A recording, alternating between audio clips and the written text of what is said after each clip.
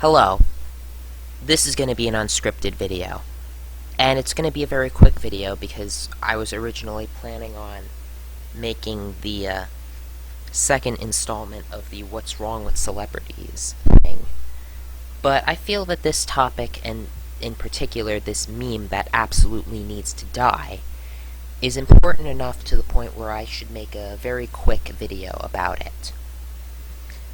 The YouTuber Sargon recently did a live stream, or not did a live stream, appeared on a live stream with two YouTubers, PSA Snitch and Adam.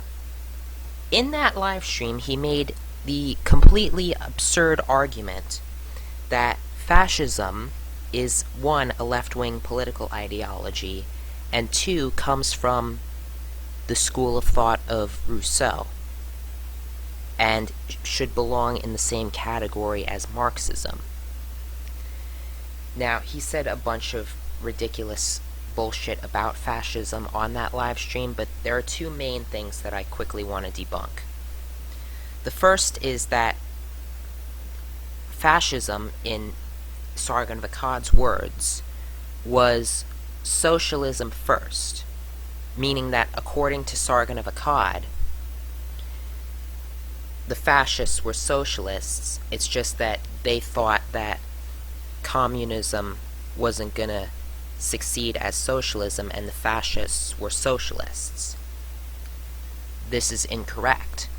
If you actually read the writings of the original founder of fascism, Giovanni Gentile, he says straight up, we oppose socialism.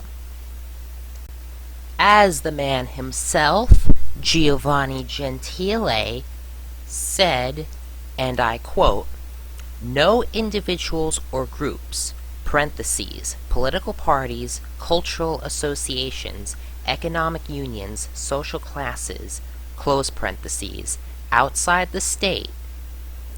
Fascism is therefore opposed to socialism, to which unity within the state, which amalgamates classes into a single economic and ethical reality, is unknown, and which sees in history nothing but the class struggle."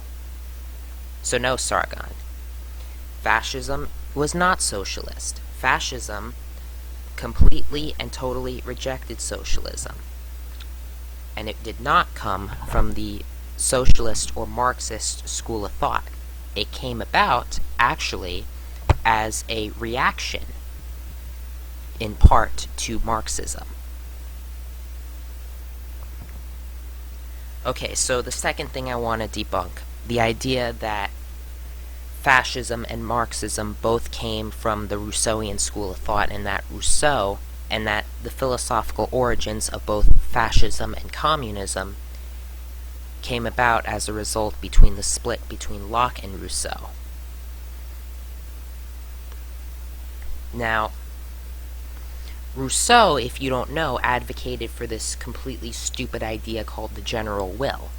And the general will is basically the idea that the government and the individual should be submitted to basically the will of the majority. Now, of course, there's a lot of very much a lot of things wrong with this idea. I'm not going to get into that here, but that's basically what Rousseau advocated. Rousseau believed in submission to the general will.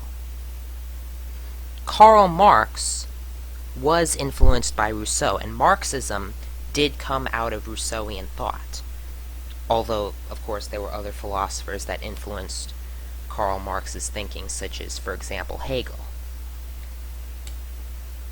Rousseau, in fact, was actually one of the first philosophers to attack the idea of private property, which, of course, has caused many scholars to argue that Rousseau was one of the first philosophers to lay the philosophical groundwork for communism. But did Rousseau's ideas influence fascism? Not really.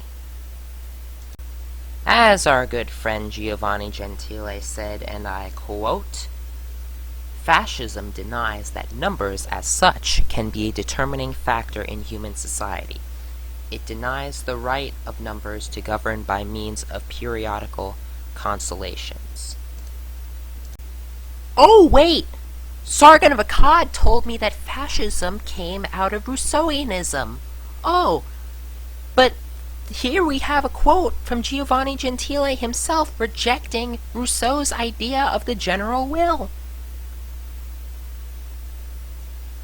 Oh, maybe big brain Sargon's wrong then. Maybe fascism emerged as a reaction to communism and the Enlightenment and all of the ridiculous ideologies that came out of the Enlightenment, and was not a product of Rousseauianism or Marxism or socialism. Gee, maybe Dinesh D'Souza was wrong. Okay. So that's my quick debunking of Sargon of Akkad's ridiculous ideas surrounding fascism. Thanks for watching. If you liked this video or agreed with anything that I said, make sure you like, comment, and subscribe. This is Wolf signing out.